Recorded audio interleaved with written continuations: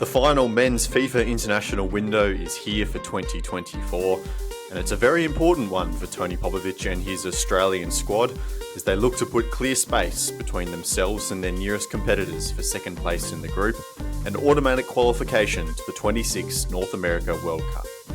As always, we'll talk more about the players that aren't there than the ones that are, leading into a massive clash against Saudi Arabia without one of their star players. Then it's to the A-League. The Wanderers and Wellington finally announced themselves in season 24-25 with convincing wins as Nicholas Milanovic puts forward his personal case for being one of the best young players in the league. There were a few penalties missed on the weekend, which is okay because at least we have VAR to sweep up the mistakes. Yes, apart from that one time. Not just the missed penalty on Abel Wallati, but the own goal from Dylan Leonard must leave John Aloisi feeling quite despondent after their trip to Adelaide. Turns out Perth is still very bad and Melbourne Victory sit top of the tree heading into the international break on this episode of the Round Ball Australia podcast. My name is Lachlan Avil and joining me tonight, I'd been told to believe, is Chris McPherson. Hello. Here we go. Going to start with this now. Yes, hello. I'm Chris McPherson. How are you guys doing? do you want to give a little bit of context to our listeners? Yeah, so obviously I was at the Victory Brisbane Roar game on Saturday evening and Neil Simons was commentating the game there and he called me in to halftime to say, hey, do you want to have a chat about, just a quick 5-minute chat about the halftime, what's gone down? I said, yeah, sure, no worries. And then whilst he introduced me, he called me Chris McPherson instead of my actual name. So that took me by surprise. I'm like, no, that's not my name. But yeah, that's not my name. Yeah, I said to Neil, it happens. Those mistakes happen, and just don't worry about it. We love Neil. He's a dear friend of the show. He's been on a couple of times, and I will say he's been given a tough gig because I think they had two of them, Neil and Ollie, perhaps it was, doing the Melbourne derby and then the Melbourne-Brisbane game back-to-back on Saturday. So that's a very long day for them over at the Collective. So we'll forgive him on that one. Yeah. We'll let him off on that one. Jacob Stevens, hello to you as well. Yeah, nobody's got my name wrong yet, so let's keep it that way. Although you manage to, you have on occasion managed to incorrectly tag me on Twitter, so that's that that's is true, thing. But that has more to do with your Twitter handle being we keep very talking hard about this. to tag. It's not that difficult. Like it's not very difficult. You just don't know what you're doing. Doesn't have two underscores. It's got two underscores. That's all it is. It's nothing. Why would you put a second underscore? Why would you make it so difficult? Well, because one underscore was already taken, so I had to put two. You know what? I even type out the full thing, and you're still like the 7th option on like the quick tag list. So something's gone wrong. And I do have a gripe with you, Christian, because I'll back up Neil here. Occasionally, when I tag you in the Slack, I just go for the CHRI and then just go to enter straight away, and I get you and Chris mixed up all the time. You're both Chris M's, so it is. Just search my surname first, then. Does that work? Let's say no. That makes me look better. All right, let's get stuck into it. We're going to start with the Socceroos because Tony Popovic announced his squad for Australia's games against Saudi Arabia and Bahrain, the final window of the season. A really big talking point out of this one, Christian, and you and I talked about it on the YouTube channel on Friday, right after the announcement. But Alex Robertson, he has not picked. The line out of Popovic was more clear than probably we've ever heard it before, is that Alex himself has made himself unavailable for selection. And that's a big difference to different stories I've been hearing about paperwork and stuff. Apparently that still is an issue. Vince Rigari wrote a piece in this Sydney Morning Herald the other day saying that according to multiple sources who spoke on the condition of anonymity, Robertson feels aggrieved by his treatment under Popovic's predecessor, Graham Arnold. Robertson also recently scrubbed all Socceroos related photos from his Instagram page, but is not believed to be considering switching his allegiance to one of the other 3 countries he can still represent. Popovic last month said a paperwork issue was prohibiting Robertson's availability for the October window, and a Football Australia spokesperson later confirmed this was still the case.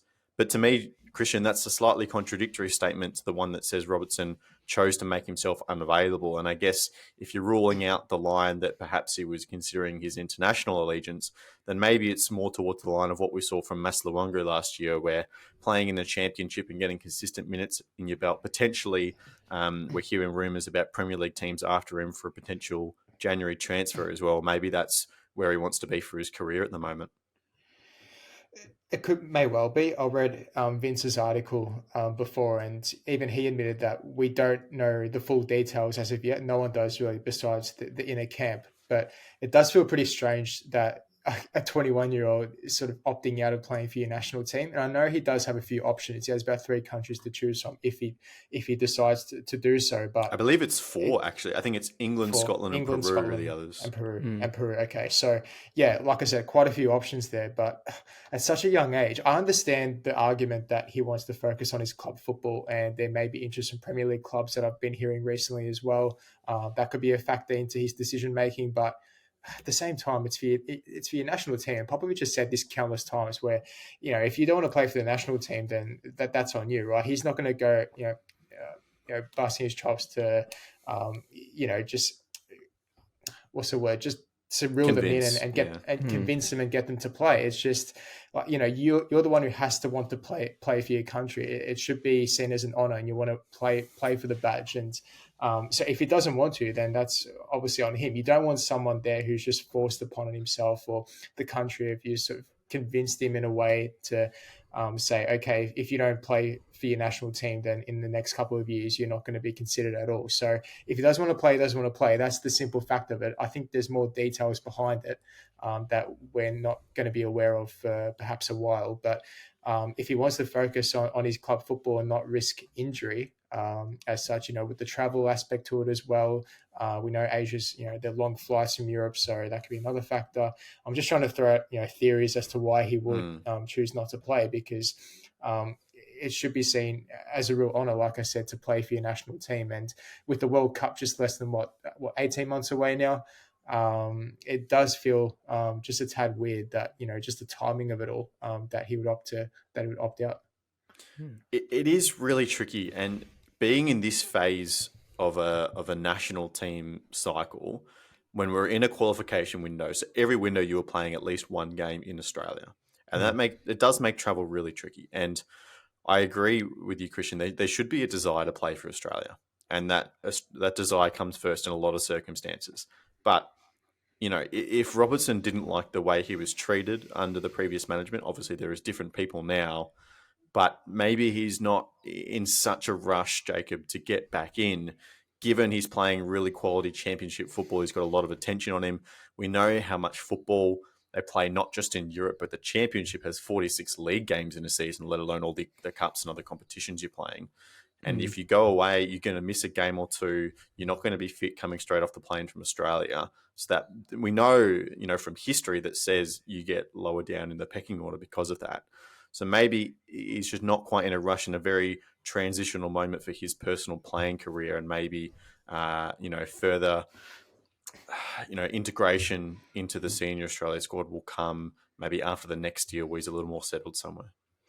Yeah, I think it's probably at this point in time, the thing that makes sense for both parties, right, is that obviously if Robertson doesn't feel like he is in a position to play for Australia, for whatever reason that might be, and Christian listed about 100 of them there, then that's the case. There's no point the Australian management turning around and going, well, we're going to pick him anyway because he's a good player. As it brings me back to a classic Mike Tomlin quote, which is, we want volunteers, not hostages. Right, you want people who want to be there, not players who are forced to be there. And as quality a player as Robertson is, I think if you're just putting him in the squad and forcing him to play, you're not going to be getting the best out of him. So it is really tricky, because we want to see him getting into the squad and starting to be embedded into the team, especially as we've mentioned with the World Cup so close. But it's the reality of the situation that both sides are sort of split on this, right? In that, I'm sure the Socceroos would love to have him in, but he doesn't want to, and that's one of those things where you just can't, you can't really rectify that in a short space of time, and especially if the rumours that he was mistreated by previous management or whatever might have happened are true.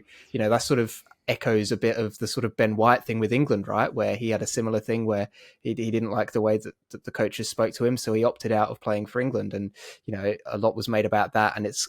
If rumours are to be believed, it's a similar thing here. So look, it's not unprecedented in international football, for sure, but it does seem to be a consistent thing with Australia, where we do have these young players who, it either take them time to come around to the idea of playing for Australia, or, as is the case with Volpato, just choose not to, full stop. So, Robertson's one that I'm sure everybody would love to keep around and have him keep his options open at least. And it's just fingers crossed that Popovic is hopefully able to sort of mend that relationship and start to bring him into the squad as that World Cup draws near, because I can see him being a really important part of this team moving forwards.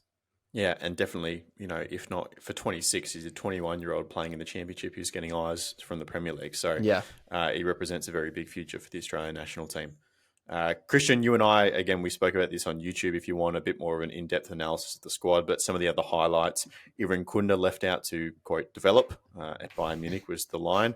Keanu Bacchus potentially just on selection. That probably hasn't been talked about as much, but he was a mainstay throughout the World Cup in Qatar. He's no longer in the not no longer in the frame, but obviously not picked in this squad. And then Max Ballard and Caceres come in, probably fighting for the same position as well for their first caps. Any big points you want to make on those, Christian? Yeah, like you touched on, we sort of spoke about it on the YouTube clip. Probably the Iran Kunda one, I think we both agreed on. I'm not too sure about Jacob, but if you're looking long term, you've got the World Cup shortly. I mean, this is where you want to get as many repetitions in as possible, right? I know he wants the argument about settling into the new club. He's performing really well of late for the Bayern Munich second team, which is all well and good, but it doesn't sit well with me that he's sort of sporadically in and out of the team all the time, and just all these different excuses coming up to say, it's this or it's that, or, he needs rest. I know he's young still, but he's such a talent. He deserves to be in that team every single time, because honestly, he is that X factor, that difference maker that the Socceroos need. I'm not saying he warrants a starting spot every single time. He's one of those players as well who can make an impact off the bench when you need some spark, some creativity, just something a bit extra. So, from that viewpoint, it doesn't really make much sense. And I haven't seen that argument being raised for other youngsters, settling into their clubs. It always seems to be Iran Kunda. It's like he's treated with bubble wrap, right? Like, it's they want to protect him, but protect him too much. Yeah, and I think it's look, I don't understand this develop line, because he's not doing any developing for Bayern Munich too. If you've watched any of the highlights there, it is the easiest thing in the world for him. He will develop by playing against good opposition, which is what he would get the opportunity to do playing for Australia. He's not necessarily getting that opportunity stuck in that reserve side in Bayern. So it's it does seem like it's a bit of a case of he wasn't selected. Oh, we've got to come up with a reason for this because people are going to ask. And I agree with you, Christian, that it's a bit frustrating to see it sort of flip-flopping on, yes, we want him in the squad, no, we don't. And I do agree that consistency is going to be a big thing, because he just, that was the thing with Adelaide, right? Was once he started to get into the game consistently and he was relied upon more and faith was shown in him, that's when his performances started to go crazy. You saw that last season, right? He finally started to get decent minutes and he put it all together and looked a really, really complete player by the end of the season. You're not going to get the best out of him by just sporadically having him in and out and changing up your reasoning for having him in or not. And I do understand that you want super experienced players and things like that for such an important game as the Saudi Arabia one is. But as you said, Christian, he's a difference maker and he's an X factor, and you never quite know when you might need that. So yeah, it is a bit disappointing to see. And I think that their choice of wording on, it's so that we can help his development, is perhaps a little bit short-sighted, because like I said, I don't think he's doing much developing at the moment, because it's just the same thing for him over and over again. And this is a player who played in the A-League All-Stars a few months ago and come out after the match and sort of visibly frustrated to say, why haven't I been picked for the Socceroos? He didn't say that, quote for quote, but that's what he was referring to. And we had that discussion as well as to why he wasn't getting picked, and perhaps he would have chosen a different nationality. I think it was Burundi. He's also eligible for. No, that was never going to happen. He was never going to pick that, but that was sort of he said that to keep them honest, right? And to be like, I do have another option. But that's what I'm saying, though. So surely, and we had this discussion as well with the Ollie Roos, where apparently there was this mutual agreement between the pair, where Iran Kunda was also happy to be left out. Like now, is he happy? about Popovic's decision, or is he sort of like us and thinking, why has he done this? So yeah, there's a few questions. Well, it did come out that after the whole under 23 incident, that wasn't actually such a mutual decision as that we thought it was. Yeah. When quotes came out around that. This time, I think he posted like a black and white photo of him in his Australia kit to his Instagram story afterwards. So read into that what you will. But yeah, more chat on the YouTube channel if you want some more Socceroos.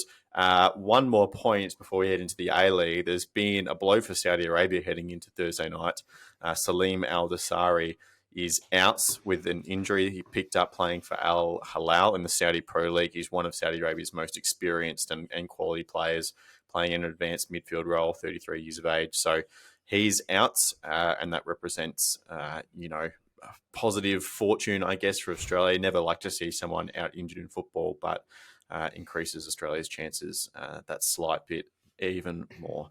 Let's go to the A-League, and it has been a delayed start to season 24-25 for both the Western Sydney Wanderers and Wellington Phoenix, but both of those sides hit their straps in round 4 against a bogey team for each, really. The Wanderers winless in their last 3 against the Jets, and we all know what the Mariners did to Wellington last season. Jacob, they both turned it on this week. Very convincing performances to announce their arrival, I would say, this campaign. Obviously, you need to back it up, and consistency is key. But to see these two teams really kind of fulfill what we know their potential to be was quite encouraging. I'm still amazed by that stat that the Wanderers were winless in their last 3 against the Jets. How is that? Yeah. How is that possible? But no, it was good to see them firing on all cylinders. And I mean, we've spoken about both Wanderers and the Phoenix the sort of need for them to get that win where it feels like things have started to click for them and they've put it all together. And that's what we got here. And Nicholas Milanovic, I mean, what a performance that was from him. Obviously, got the hat trick, but he just looks such a complete player when he's on it, like he was in this game. It just almost borderline unstoppable. Such a tremendous talent. Was it 14 goals he had last season or something crazy like that? And he's already off to a hot start here. Lockie's just like, I don't know. Well, I know he won the club golden boot. I don't know the exact number. I know he had some ridiculous number for a winger, and he looks quality again here. I might be a bit biased because I've got him in my fantasy team, so he got me a bunch of points this week, but what a player to watch. I don't think anybody's particularly surprised that he's gone and done this, but I think perhaps surprising that he hasn't quite hit these strides yet this season. It has taken him a few games to get into it. So hopefully from now on he can just sort of keep his head up and keep pushing and keep performing like this, because the Wanderers have looked really stop-starty and haven't quite hit their flow yet. There's a lot of talk, obviously, about Juan Mata and what role is he going to play? Is he happy at the club? Right. If you can have somebody like Milanovic coming in and performing like that, then you can sort of start to bury that story a little bit more, and it becomes less of a worry for the side because you've got somebody with that quality. And for the Jets, I mean, it's not the result that you want. And the Jets have looked kind of sometimes they look okay, sometimes they look really bad. And I think this is one of those times where there wasn't a lot from any of their players where I could go and point and say this looked really good.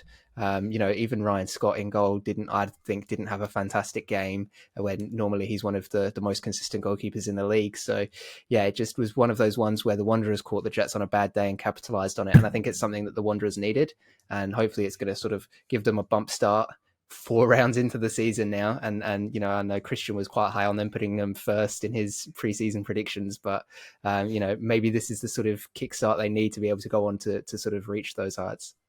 Yeah, well, this is the evidence of what we kind of always thought they could do, right, Christian? Yeah. And that's score a lot of goals. There's still not a clean sheet in this game, and we'll talk about the penalty a little bit later on, but they're a team that we look at their front four. I thought Zach Sapsford came in and vindicated his inclusion in that role quite well. He was very good off the bench last week and earned his place. Scored a really good goal to go with Milanovic's hat-trick. And I said in the intro, he put forward his case to be one of the best young players. Perhaps that's underselling him, to be honest, in terms of just being one of the best players in the league. He was exceptional on that night. Yeah. And then, whilst the Wanderers, Christian, it's the front four in the attacking sense that we know are very good. For Wellington, on the flip side, the other team that really came out this week, that was their whole system really clicking together really nicely. I thought it was a really nice tactical display from Chiefy. He talked post-game about using this 4-5-1 off the ball, which really didn't allow Central Coast to use those wing-backs pushing up into those wide midfield areas and negated them quite well. Obviously, an absolute rocket of a free kick, but just a couple of like passing moves down the field to score those goals. Both the Wanderers and Wellington really showing what the peak of their football can be for me. Yeah, I spoke, I think, last podcast or the previous episode about Central Coast and not being able to pick their moments in Asian competitions. Well, Wellington actually do that very well in the A-League, where in this game in particular, there were sporadic moments in the match where, you could see what they were trying to do. They knew when to hold the ball. They knew when to advance the ball. They knew when to just sit deep, soak up pressure, just let the Mariners have the ball. They didn't really threaten. They were just in complete control of this match. And although it was a very solid Phoenix performance and a very tactical one as well, I do think it has to do more with the Mariners and their poor performance, because yet again it's just you just don't see an identity from them. It's very very slow, very lackluster, and we've seen that throughout the whole season so far. And to this point now, it's sort of becoming as sort of the norm, isn't it? It's not a real surprise to see them play in this manner. So yes, credit to Wellington, of course, away from home 3-0. I did not expect that scoreline. I expected it to be a rather tight affair with not many goals, but that crack of a free kick to start, obviously that helped, open the floodgates. And from there, just the confidence within them grew, just in their play in general, the possession, the way they hold the ball, they just crave it, possess it really well. And defensively again, spot on. So Chiefy's done amazing things yet again, sort of carrying on from his tactical ability from last season into this season. But for me, it's more of a telling story of the Mariners and how much they're struggling this season. Interesting. Jacob, Chiefy said it was going to take them about 4 to 6 weeks to get into this season and really hit their strides as a team. This was the 4-week mark. We're still yet to see Marco Rojas make a big impact on a game as he regains fitness. Paulo Retro did start, which is a big boost for them in this one. Wellington really could be a team to keep an eye on following the international break. Have that extra week off and really set yourself on the training park, which I'm sure Chiefy enjoys. I think he likes tactical training session. He does. I still have a lot of stocks in the Phoenix, and I think when they do click into gear, we know how the A-League works. You got to be playing well in May to win it. That's right. Yeah, I think they're one to look out for. And I don't think that they've looked necessarily bad or poor this season so far. They've just perhaps not quite hit their strides yet.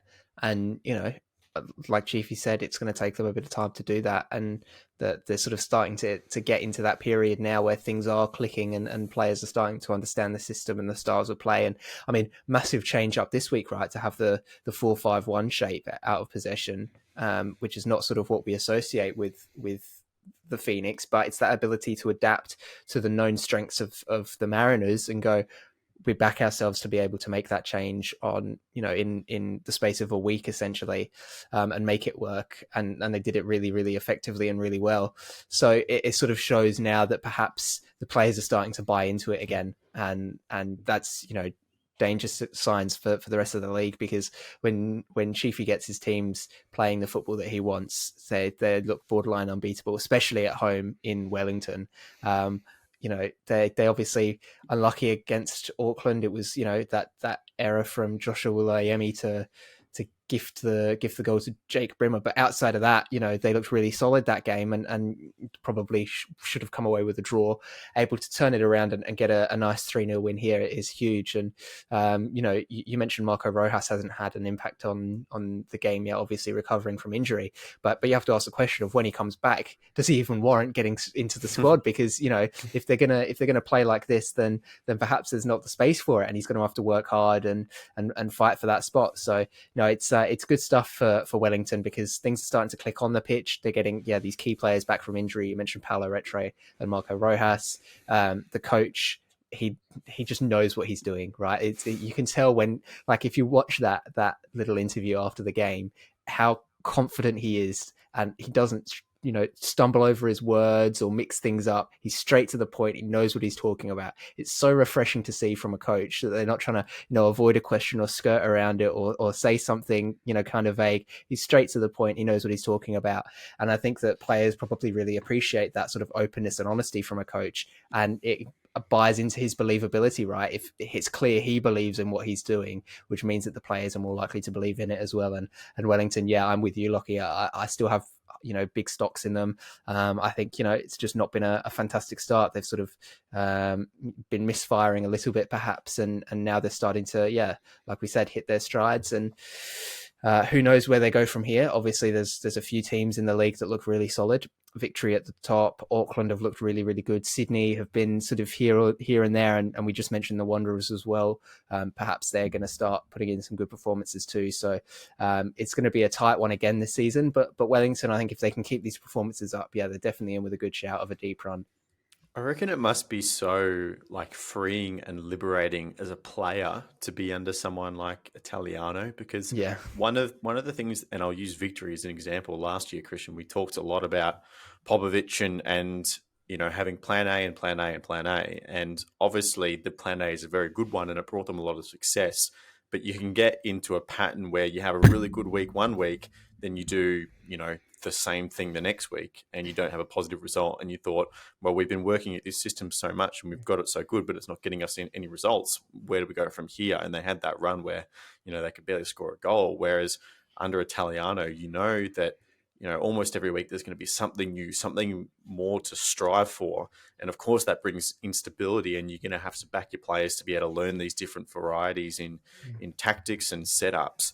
But as a player, you're always building and you're always working towards something. You never get, stuck in a rut or in a stale setup. I reckon it must be really fun. Yeah, I'm always a massive believer in being able to adapt and switch formations wherever you can. I'm just trying to think of managers who have been really successful in the A-League who have just stuck to plan A. And, a few spring to mind, obviously. Yeah, I was about to say, probably the three are Ange Postecoglou, Kevin Muscat, and Steve Corica. Corica's a bit adaptable, but Muscat and Postecoglou in particular. So only for certain coaches, it does really work when, they've got the available resources, they've got the right players to actually play that system, and they don't need a plan B, especially, in this type of competition, whereas, overseas in Europe, it's a different sort of example. But in terms of Wellington, you're right. The players definitely, I think, respect that, more, that, Chief is obviously coming up with different ideas, and it makes it more exciting as a player. It makes it, you're on your toes, you're learning new things. It's not just the same old repetitive stuff every time. And you learn so much as a player. Just, I know Italiano is a young coach, but just to be able to learn, different variations of tactics, where to go, different positions, different movements, all this stuff is it just makes football fun. And at the end of the day, I know it's supposed to be, it's tough and, all this, it's a results-based business, all this stuff. But at the end of the day, you want to have fun, right? And I think Italiano just brings the best out of the players, and you can tell the players want to play for him. And it could be something as simple as that. But, even Italiano, like you said, Lockie, the way he conducts himself in the press conferences, always open and honest. And the players obviously listen to that and they feed off that, which is great. Yeah, absolutely. Well, one of the other big talking points this weekend was a run of missed penalty calls by on-field referees that has caused quite a little bit of controversy. Now, the context around this is that we've heard from a lot of other media personnel, and for clarity, we weren't part of this conversation, but we've heard accounts of it, of an open table held by John Moss, who's the new head of referees at Football Australia, talking to the media about some interpretation changes that we're going to see in the A-League this year. One of them was about a higher threshold for VAR intervention. There was lines about letting more physical play go. We know it's a very physical league. Often international players really struggle coming into the league because of the physicality of it. So, blowing the whistle less, allowing more flow in the game, keeping the game moving, that kind of thing. Now, over the first 3 rounds of the A-League, generally, I would say that has been a success. We have seen the whistle blown less often throughout the course of a game. The football is moving a bit more freely, and I think that's been a good thing for the game. And I think the big question is the A-League in a better place with referees being more willing to let things go rather than overblowing the whistle for soft fouls? And then, having VAR to correct most, and I have to say most this week, of their big mistakes, rather than a game that is continuously stop-starting, is that, the way we want things to be? And I think it is. I think that is a better version of football, being able to let the game flow and be a bit more physical than constantly having to stop for these kind of weaker, softer fouls. Now, usually in any sport, and Jacob, you and I can speak to this as officials, in different sports as well, but when these kind of instructional, interpretational changes come through, usually there's an overcorrection. And I thought we saw two very specific examples of that on Friday night, a penalty for both the Wanderers and the Jets that were just completely missed. Look, this is a personal guess watching the game, but probably on the pretense of let it play, let it flow. Physical bar is a little bit higher for a penalty or any foul now in the A-League. But they were correctly overturned by VAR. And that is the VAR process acting as a safeguard for this overcorrection and refereeing. However, how the challenge on Abel Wallacey was not given as a penalty, number one by the field referee and number two by the VAR on the night, is just a flat out horrific error that just honestly goes beyond belief. And John Aloisi was very angry in his post-game interview, and he was actually pretty calm, to be fair to him. Well, you could see it bubbling, right? Yeah. He put on a calm pretense. Yeah, but you would have blamed him if he was so much more, I guess, the outbursts are so much worse. I guess he actually kept his cool pretty well, but you can understand the frustration. Yeah, definitely. Absolutely bubbling away. Now, on Monday night, Football Australia and John Moss released a statement that reads, the video assistant referee reviewed a number of angles of the incident and felt no contact was made by the Adelaide player, which seems astounding. This is an error in judgment by the video assistant referee, and the incident should have been reviewed and ultimately a penalty awarded. Football Australia has since spoken to Western United FC about the incident and provided feedback to the match officials. So, look, we all knew something like this was coming, Jacob, because it was clearly a penalty. I don't know whether you can chalk this down to any of those big picture changes we were talking about, or it's just a flat out error by two of the referees on the night. Yeah, no, you can't put it down to it, it being because of these changes, because VAR is still there. VAR, as John Moss said, should have caught that. Like, there's absolutely no reason why, with all the angles available, that shouldn't have been a penalty. And everybody there in the ground knew that it was a penalty. Like, I don't think there would have been many complaints had it been given. All of us in the press box, we were all like, how has that not been given? We were on our phones looking at the replay like, I think Kitso's probably got away with that there. I don't think you can chalk it down to being the fact that they're sort of trying to let the game flow more, because the whole point of having VAR is to be that safeguard there, and they just weren't. And yeah, it was a complete error on their behalf. And you mentioned John Aloisi, and in the presser after the game, he was not happy. I think there was sort of a mutual agreement amongst us all, so this unspoken agreement to not ask him about it until a little bit later on, just to try not to, I don't know, maybe not have another Rudan moment or something like that. But we finally got onto the point of it, and one of them asked, so are you going to ask for a please explain from the league? And he's like, yeah, definitely ask him for that. He's like, because why are they not just doing their job? It's as simple as that. I can understand them, missing it on the pitch. He's like, but then you've got, the AR has probably seen it. You've got the VAR and the fourth officials and everybody. He's like, how can it just be missed by absolutely everybody? And he's like, it's not going to change getting an apology from them, right? Because it means that we don't get that penalty. We don't get the point that we probably deserve from the game. But, that's football. And he's sort of was stressing the point of it's more important about getting officials to be doing their job correctly, which, it's definitely a fair point to make, because this one was an absolute howler. And yeah, I really cannot understand how it wasn't given correctly. But coming back to this point of it being perhaps there being an overcorrection, I think where we're seeing that is, and it's sort of this general perception that referees are now scared to blow the whistle, and that they're just relying on VAR too much. But again, I want to kind of go into bat for the referees here because I don't think they're scared to do it. I think it's just a case of, oh, well, we know we've got VAR. So if we miss something, they'll pick it up. Or if we're not 100% certain, I don't want to be the one to make a mistake and send a player off and it be called back and I look like an idiot or whatever, right? I'd rather VAR just do it all for me. So then it comes to this situation where VAR then just doesn't make the right call and it looks bad for everybody involved. So I do think that there needs to be perhaps a little bit more incentive or initiative from the on-field referee to actually make calls for themselves and stick with it. As one thing that football officials are always told is, have, confidence in your calls, right? Especially obviously a grassroots or a local level where you don't have VAR, you've got to have that confidence in your calls. So why it's something that they're now sort of getting rid of in the upper echelon because of VAR, that doesn't make a whole lot of sense to me, because if you're confident in your own call, then you should be confident that VAR will also agree with you, right? There shouldn't be any worry that you're going to get your decision overturned, in which case just blow the whistle and give the foul and give the yellow card or give the penalty. So it's a little bit of a double-edged sword, because you do want a flowing game, yes, but you've also the referee on the field has to do something, right? More than just run around following the ball. Like they've got to get involved where possible, and it's situations like this. And there's been a few games this season where you think, how's that not a yellow card? Like 5-6 challenges now. Come on, like what's going on here? There needs to be a little bit more initiative from, I think, the on-field referee to be able to back themselves to make this and not be scared of the ramifications of it getting overturned by VAR or something like that. Yeah, it's really tricky, and there's a lot of things that go into refereeing and officiating behind the scenes that I don't think the average fan has a true awareness of. And I'll use Alex King as an example, because he was the VAR for that penalty, and he's had a really, really bad error there.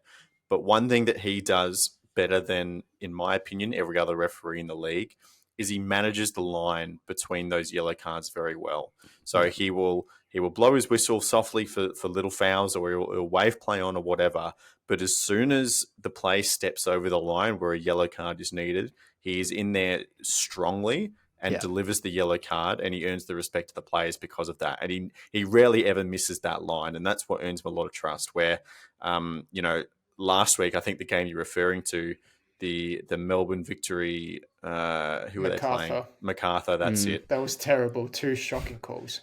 There was a lot of yellow cards missed, and the referee didn't make it easy for himself, because he missed, in my opinion, 2 pretty strong fouls right in front of the victory bench at the start of the game, which, people will tell you it doesn't matter where fouls are on the pitch. I can tell you you're wrong. It does matter. And you need to prioritize the areas that are going to help you manage the game, and to miss 2 calls, 2 physical challenges early in front of the team's bench makes your life tough.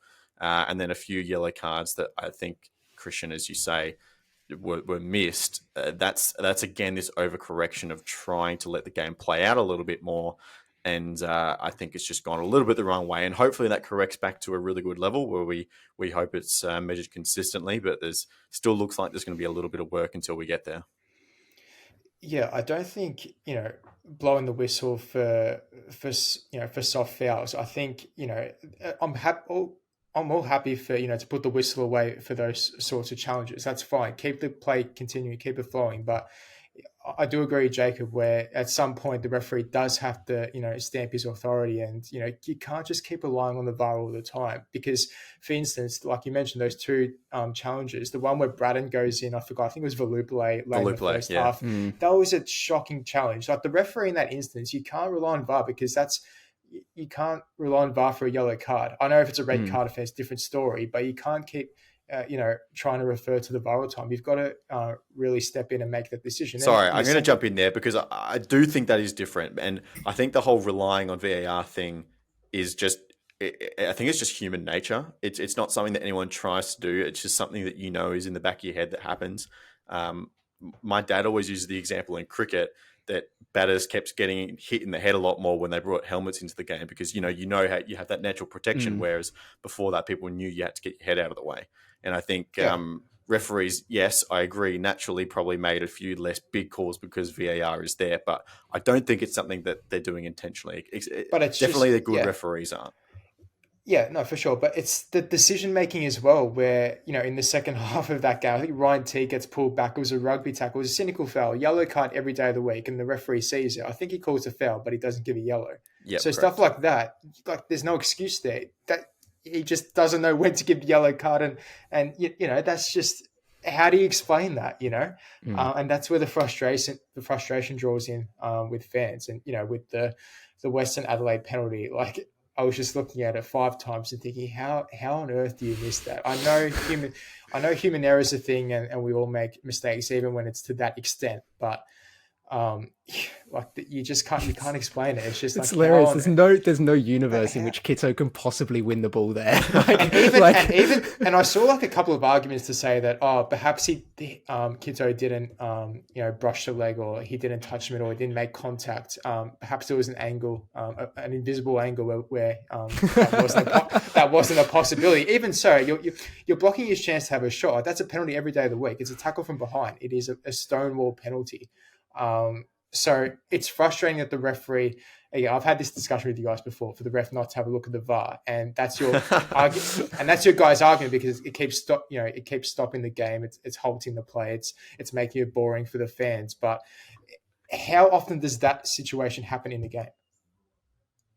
Often when that was the instruction. I'm talking about for penalties, not for fouls in the middle of the pitch. That's fine. You don't make the ref go to VAR unless it's a red card offence. But I'm talking about fouls in the box, or goals that are given. A handball, for instance. Like, it doesn't happen that often in a game. Where for me, it doesn't hurt for a referee to go over.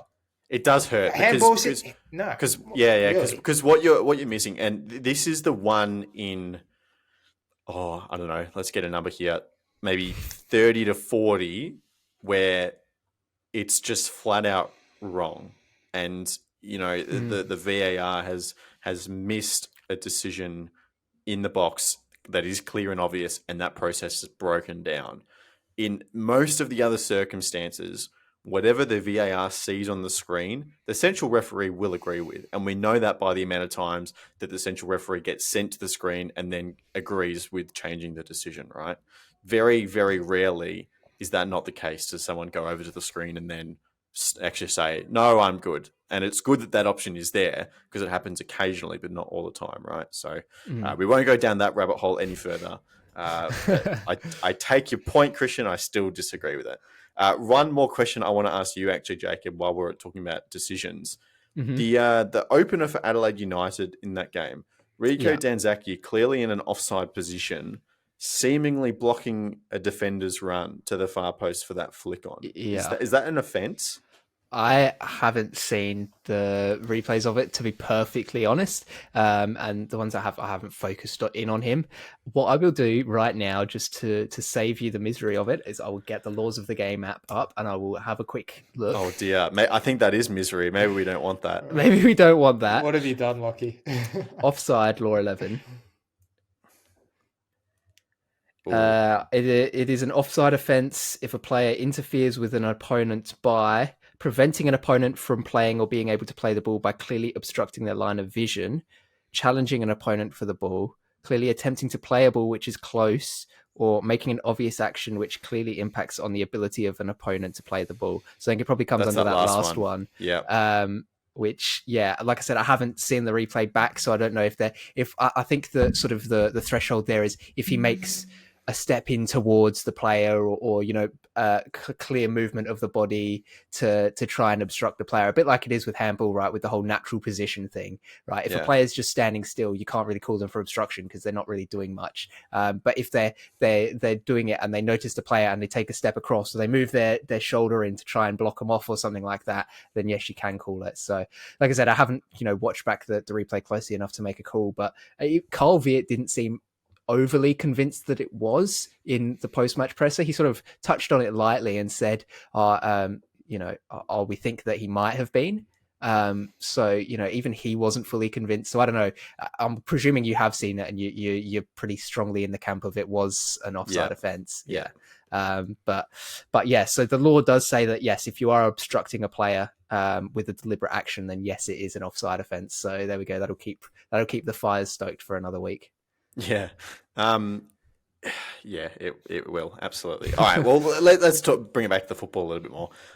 You add in that decision and then the penalty and then, Leonard's own goal in that game, which was completely befuddling watching live. Like, it's going out for a corner and he's clearly gotten confused. He doesn't know exactly where he is. He's played at the ball out of instinct and one of the poorer own goals that we see in football. But you add all that in and, Western United just unlucky. And I think their performances have been better than what their results suggest. But again, I thought that last year as well, Christian. So I think it's a bit more of a wait and see on that. Yeah, it is for sure. I mean, I've got really not much else to add, to be honest. You summed it up perfectly. I mean, in terms of the actual game in general, I thought Western were actually pretty bright in that first half. I thought, it must be said. And we know that they're a young team. They're going to be ambitious and brave. But I thought Adelaide slowly but surely grew into the game as the match progressed. And, Jacob was obviously there in the press box and saw it, had a good view of it. But I thought Adelaide, definitely in that second half in particular. I know Western were very unlucky with a couple of, chances in the penalty shouts, obviously, that we just discussed. And they probably, in the end, you could argue deserved the point, perhaps. You could lean towards that way, but I thought Adelaide's character and the way they went about it, I know, yes, it's against Western United, but it's those small little, signs or glimpses of hope for an Adelaide fan that just gives you, a lot of positivity going into the rest of the season that, okay, we do have the potential. It's just how do we, string these performances together? And I think Calvier does have something going. It's just, can he align it all together? It's just, going to be fascinating. We often speak about teams down the bottom of the table and perhaps table position not quite representing where they're at as a team. Do you think Adelaide, Jacob, are a little bit fortunate to have 7 points after 3 games? They had that game with the Wanderers where the keeper errors kind of gifted them 3 points. Yeah. Look, I did say coming into the season that I'm perhaps not as down on them as I was a few months earlier, just based on what I'd seen from Adelaide in the preseason, in the Cup and in their friendly matches and things. And I did think that there was sort of a bit of something there. And I do think that the big question mark still is the defence. And while Bart Vreens came in, got his first minutes of any form since coming to Adelaide. It took him a while, obviously, to get into the game, but he grew into it and looked quite solid defensively and looked good in distribution as well.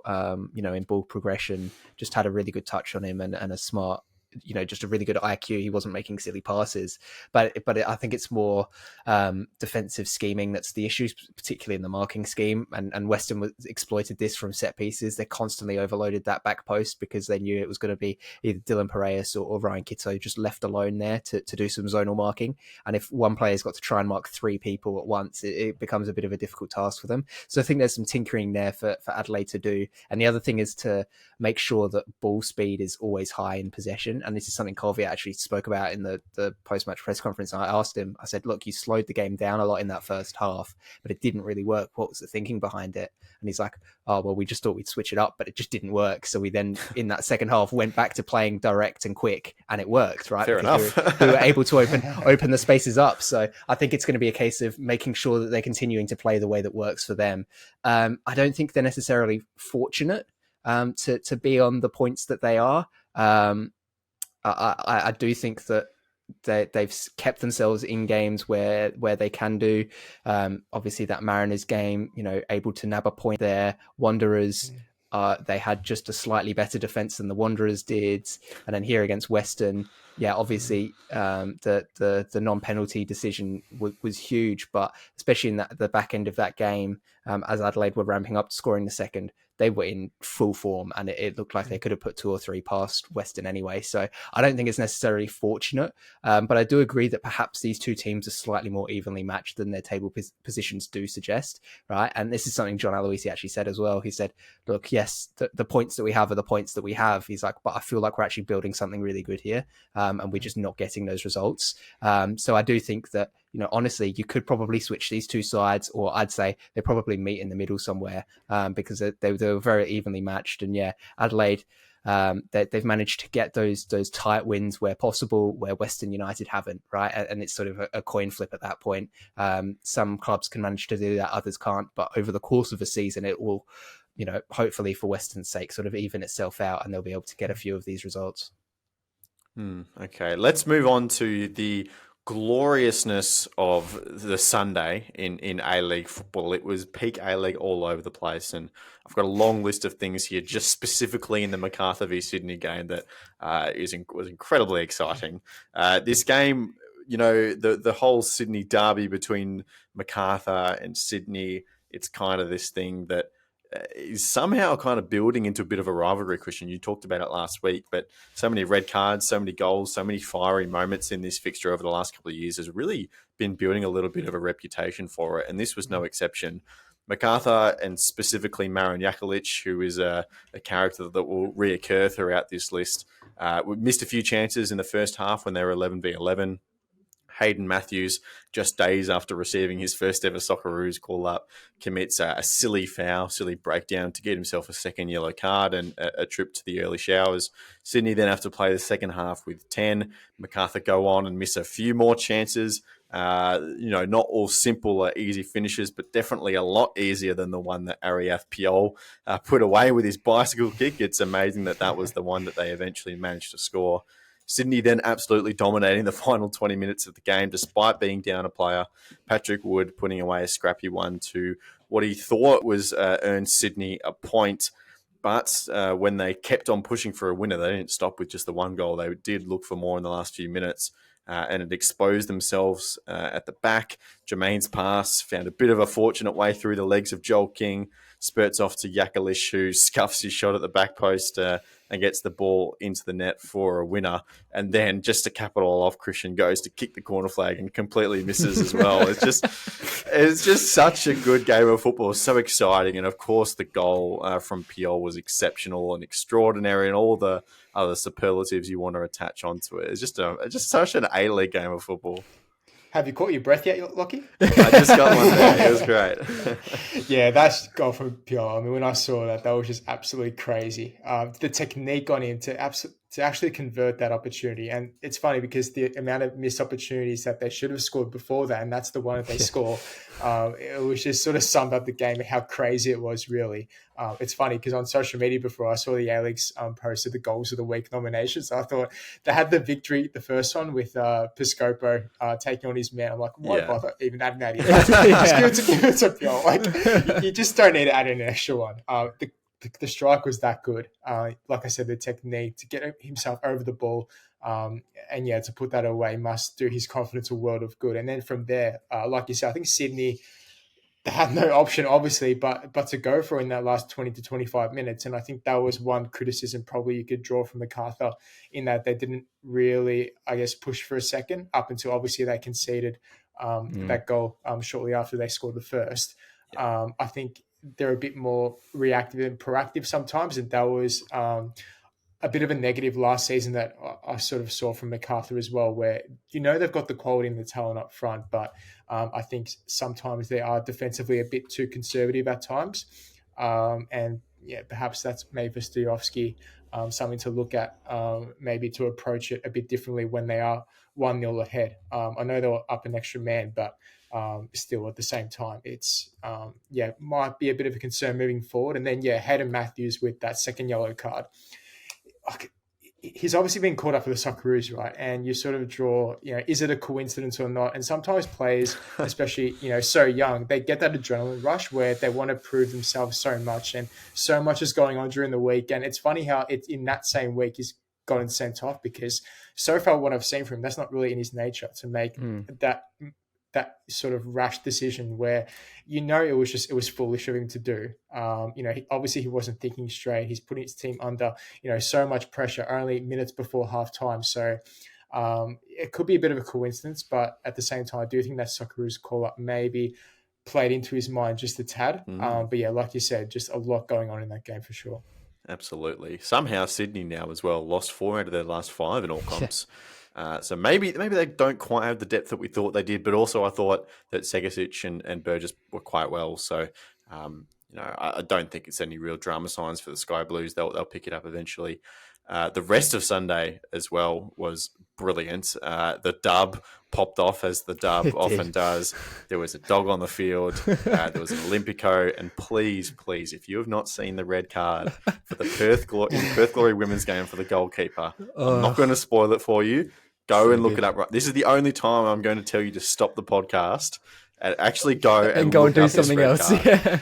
Hold on, are we supposed to talk about the Dubcast, or are we sort of taking this is a promo? This is what we're doing here. A little bit of integration, right? Okay. Go listen to the Dubcast out on Wednesday for a full breakdown. But please go and watch that red card. It is just the most amazing thing you'll ever see. It's so funny. It is so amazing. Talk about brain fades. I mean, that's right up there. It is right up there. No spoilers, but please, you will not be disappointed. And then we finished off with Melbourne City absolutely trouncing Perth Glory again. And it's just, honestly, so many questions. Melbourne City were good, but the story is always going to be, what are Perth Glory doing? I don't know if we have much more to add on it in compared to what we've said in previous weeks. Yeah. I will say there was a point towards the end of the first half where I was feeling quite sorry for Ollie Sale, as I have done a lot of times in the last few weeks. But then when he came out and gave away the ball for that third goal, like that clearance, just I don't even know what to think. And not just that, the way he goes over I forgot who the defender was on the ground, but the way he just tumbles over him, that was like, what's going on? It was just a comedy of errors, really, for him.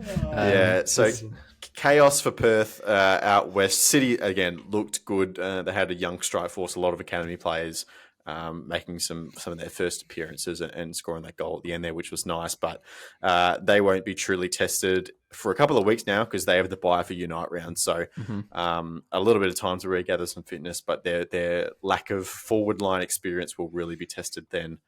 And then finally, Melbourne Victory, the team that sits at the top of the tree for the international break, and they beat Brisbane 2-0 on the weekend. For what it's worth, I'm still not giving up on Brisbane. I told you 3 losses to start the season. Let go, Lockie. They played Auckland, Sydney, and Victory, and they haven't looked horrible in any of the games. A lot of people, I think, are really overreacting to them.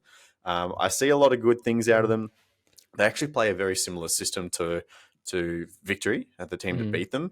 They have Corey Brown bombing up the left. They have who was it? It was Keegan Jelicic on this occasion, and the left wing who played in that kind of Piscopo role that Victory is playing, where they tuck in as another 10 on that side, and then whereas Victory have Jason Gary, the right back in the back three, the raw drop one of Walid Shaw or J.O. Shaw, and that becomes their back three. So little variations, but it's actually a lot of the same things. I just think Victory outdid them in terms of their quality. They're just player for player, pound for pound, a better team, and they have that extra little bit of connection with the chemistry that those players have been there for a little while. So, I think there's building blocks for the Raw. I don't think there's any worry about them. But, Christian, the big story before the game was the exclusion of Fornaroli out of the matchday squad again. And I say big story because it got talked about a lot. I actually don't know if it is that much of a surprise, to be perfectly honest with you. You've got 3 strikers in your squad. Nikos Virgos, who for me has been playing quite well. He hasn't been scoring as many goals as you would hope, but his efforts around the ground, I think, more than make up for it. You've got Jing Reese, who's a young, exciting striker who, was fighting for minutes over at the Central Coast. He's come to a good squad in Victory and doing okay off the bench. And then you've got Bruno Fornaroli, who, despite all the goals he scored last season, he is coming towards the tail end of his career. And if you're really set on playing Nikos Virgos from the out every game, then what is the better long-term play to be coming off the bench every week? Is it Bruno Fornaroli or Jing Reese? Bruno Fornaroli for me. Wow, okay. There you go. End of the show. I haven't been impressed with Jing Reese so far, what he's brought. And I think there has been a falling out behind the scenes between Kisnorbo and Fornaroli, because how do you explain Fornaroli starting against the Mariners in the opening game of the season? Came on off the bench a couple of times in the Australia Cup, but then all of a sudden just out of the squad completely for these last 2 games. It doesn't quite add up for me again, and we've had this discussion with Azani and 1 or 2 other players as well with Kisnorbo, and it just makes you wonder, is there something going on that we don't know about? Because I do think, Fornaroli, he scored, 18 goals last season? I mean, just for all of a sudden just to brush him aside and not be in your plans at all. I get his argument last week, Kisnorbo, to an extent where he wanted an extra defender on the bench. And Josh Rawlins, I thought, did very well the previous week. He's been okay, a good option for them. But yeah, like I said, Jing Reese, when he's come off the bench, yeah, you can call him exciting. He's a young prospect. There's room there for development for sure. But is he doing enough to completely push aside Fornaroli? I don't think so. Well, I'm not That's saying just that. me. I'm not saying that he's the better You're talking player. about the long term. You're talking about long Yeah. term. Yeah, okay, that's fair enough. But I don't think Fornaroli's done anything particularly wrong to deserve just being left out completely. For 2 match day squads in a row. I know he's old, but does that warrant it? I'm not too sure. I don't know. Have you been to their training sessions, Christian? Maybe he just drops stinker after stinker there. It could be, if he doesn't turn up for training, he had to fall off a cliff somehow because to have this sort of U-turn and to not be in the squad at all, something has to be going on. I don't think there's any semblance of fact behind this, Jacob, but a couple of people have been just pointing out the fact that Melbourne City are lacking a really quality, experienced striker at the moment. I don't know. Yeah, well, wouldn't a domestic transfer system really help City in this situation? They would be licking their lips at potentially that prospect of bringing Fornaroli back. But I don't know. He was so... Like last season, yes, he scored so many goals, but we were also questioning him at some point throughout the season as well, saying, when do you stop playing him? And it was sort of, I think it was during that period where Victory went and had 7 draws in a row or whatever. And we were saying, is Fornaroli the correct option up front? Do they need to bring somebody else in? And then he went on, got back into his goal scoring form and looked okay again. But yeah, coming into this season, hasn't really had a chance to get into goal scoring form, like Christian mentioned. Long term, you've got to back the younger player for sure. But is Jing Reese even the right option moving forwards anyway? Just in the grand scheme of things, yes, okay, compared to Fornaroli he is, but is he the best option that you could have right now? And the answer is probably no. I've not been impressed by him all that much. He was all right for the Mariners, like you mentioned, but he's come to the Victory and he's just not been able to quite get things going. And maybe it's just a confidence thing, right? He just needs a couple of games in a row where he plays well and it'll all come flooding back. But at the moment, it's sort of a difficult position for the Victory, because if, God forbid Virgos goes down injured or something, right? Then you're stuck in this position of, do we play the proven striker who Christian believes has had a falling out with the coach, or do we play the youngster who hasn't quite got it going yet? And for a team like the Victory, who now they're top of the table and they obviously have high expectations, that's a difficult one, because you need to be making sure you're putting your best foot forwards. And I honestly don't think they have a best foot outside of Virgos at this point in time, all things considered. So no, it's a difficult one for the Victory. And the City idea is quite amusing, because I don't think that he'd suit City too well either now, the way that they're playing. It's a different system to what he's used to and to what he'd thrive in. And we saw that with even McLaren last season struggling, but with some changes that had to be made to the squad. So I'm not sure that would be the correct option for City either. So it's Victory. You look at it on paper and you go, they've got 3 strikers, but they've really only got one option to start at the moment, and then it's sort of after that, well, take your pick your poison, because neither of them seem to quite be there at the moment.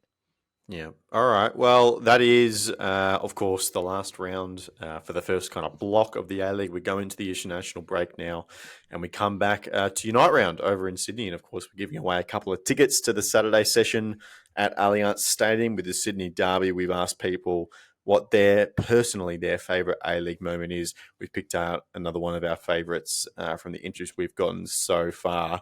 Aaron says that his favourite A-League moment is sitting in a bar in Cambodia with his girlfriend in May and watching the greatest little club in the world win a historic treble, and the pain of 2015 to 2020 finally evaporate.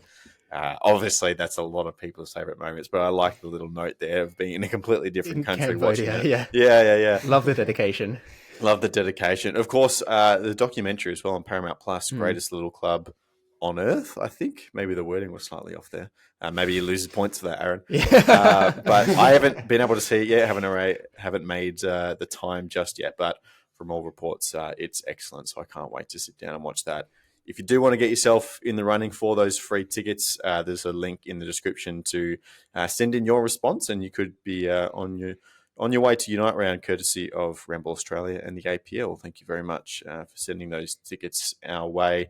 But that will do for this episode of the Round Ball Australia podcast. And now it is my time, Christian Montegan, to congratulate you for 100 episodes on the podcast. Hey. You haven't got the cricket bat. I don't have the cricket bat, unfortunately. I've forgotten it. That would have been hilarious. So I just bought another mini cricket bat just to emulate Jacob's heroics. Yeah. Well, you've been talking about it for like 2 months. You've been talking a big game, and yeah. Yeah, I haven't bought it. Maybe for my 200, 250th, maybe a bigger milestone. Maybe the big cricket bat will bring that out. There we go. But no, it's been a pleasure. Honestly, I can't believe it's just flown by like that 100 episodes. We're on nearly 150 altogether with Round Ball. 148 this today. Is 148. So yeah, I just think we're obviously grown from strength to strength. Love discussing obviously football, A-League Australian football with you guys. Just been a pleasure, and hopefully, of course, more to come. Pleasure to have you as always, Jacob Stevens. You're not too far behind either. No, I'm making up ground pretty consistently at this point, which is pretty cool. It was getting to the point where I was going to overtake Paletti, but now with the Dubcast starting up, I think they'll start to make back some of that ground. But no, I mean, like when the 50 came up for me, it was like, wow, okay, it felt like it was 2 weeks ago that I started it. But no, I mean, well done, Christian. Obviously, sort of become a mainstay now on this podcast. I'm sure people are tuning in just to listen to your takes on VAR. So it's a staple of the show. No, my bad predictions. That's what. Yeah, that's right. Yeah, that's right. But no, it's a pleasure as always. Yeah, and for those playing along at home who've been listening for a little while, you'll know that we all met each other writing for a separate platform, and Jacob, it actually looks like you and I are going to meet for the first time, having done this in for person. Almost a year now over in Unite Round. So very keen. Yeah, looking forward to it. Yeah, absolutely. Should be cool. All right. Well, feel free to say hello as well. If you see us walking around Allianz Stadium, it'd be good to talk to people. We always appreciate your company and your feedback as always. So thank you for sticking with us. Some of you, for over 100 episodes. It's really, really cool to see. But that will do for today. We will be back on Friday to talk a little bit of Socceroos, of course. But thank you for listening. Goodbye.